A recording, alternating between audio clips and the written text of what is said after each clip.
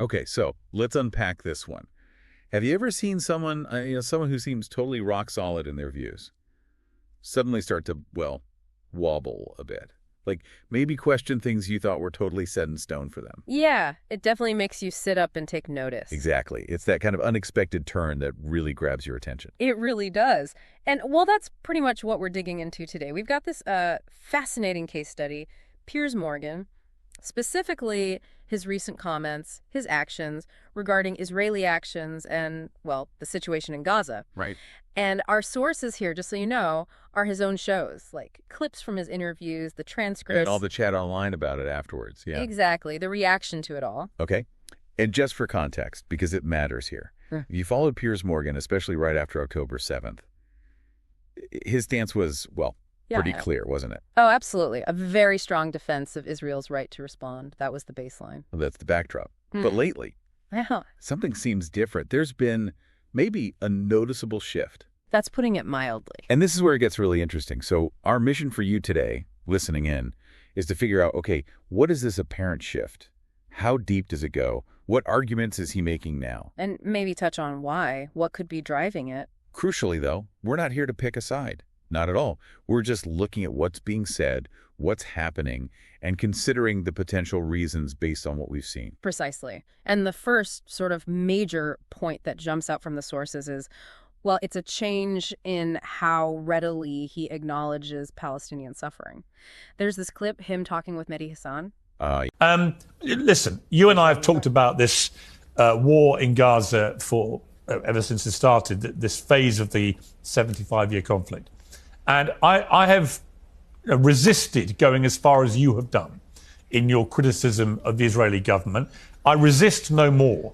I think we've reached common ground about what we view is happening and has been happening through this period of this blockade, which frankly is just starvation of the people there, including so many innocent young women and children.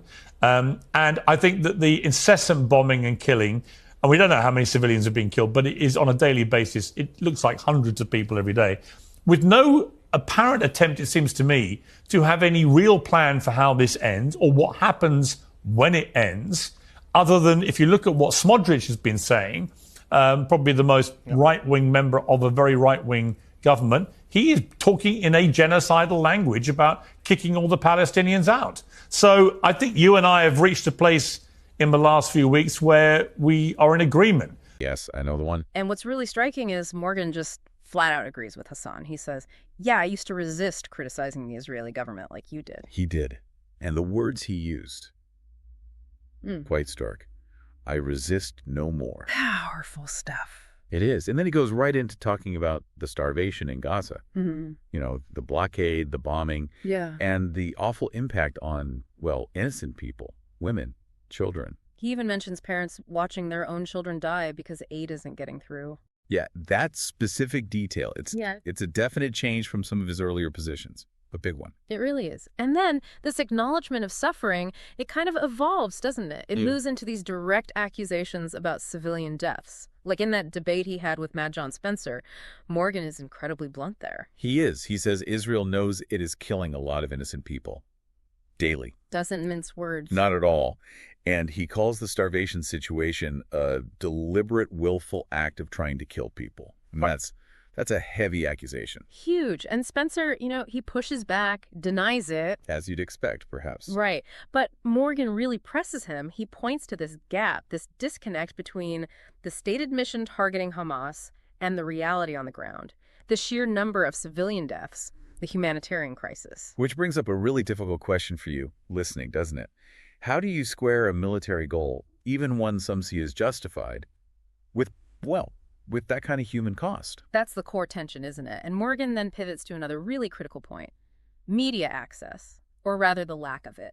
Ah, yes, the international journalists issue. His questioning of Duron Spielman, the former IDF spokesperson, on this, it's quite revealing. He really is. He just keeps asking, why?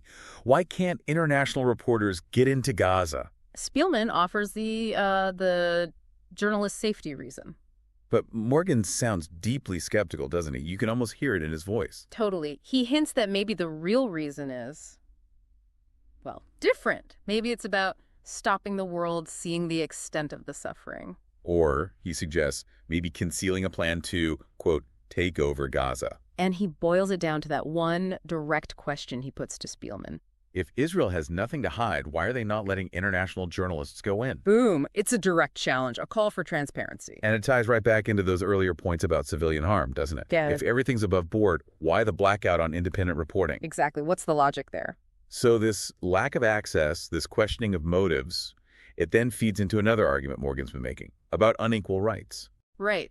There was that exchange, quite tense, with a woman who identified herself as a Zionist. Just for clarity for you listening, Zionist usually means supporting a Jewish state in that region. Correct. And Morgan asks her, straight up, why are Palestinians not entitled to the same rights as Israelis? And her answer. Yeah, stark. Because they're not Israelis. Morgan's reaction says it all, really. Okay, well, that's pretty conclusive.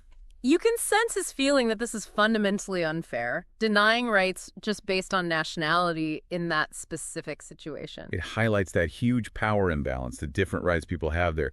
It's central to the whole conflict. Absolutely. Okay, so we've seen this shift. Acknowledging suffering, accusing Israel of deliberate harm, questioning media restrictions, pointing out unequal rights. The big question then becomes, why? What's behind this change in someone like Piers Morgan? Well, the sources we looked at, especially online commentary, throw up a few possibilities. Speculation mostly, but interesting nonetheless. Okay, like what? Well, one idea floating around is maybe he's lost favor with what people call the Israeli lobby. Lost influence there, perhaps. Interesting. Another idea, maybe he just doesn't care anymore about any potential backlash from criticizing Israel. Maybe he feels freer to speak his mind. So external pressures easing off, or maybe his personal calculation changing? Could be. Then there's another angle. Politics. Specifically UK politics. The UK government's stance. Yeah, the source mentions the UK suspending free trade talks, taking more action against West Bank settlements, and links this to Morgan, suggesting maybe his perceived British nationalism plays a role, like he's aligning with his country's shift. So if the UK government's position changed, his might too. That's the implication in the source, yeah. Quotes. If this is the reason, then it means that he can again change his approach if his country makes a U-turn, which frames it as potentially, well, politically driven. Right, which is quite different from the other possibility. Exactly. The alternative explanation is maybe it's genuine.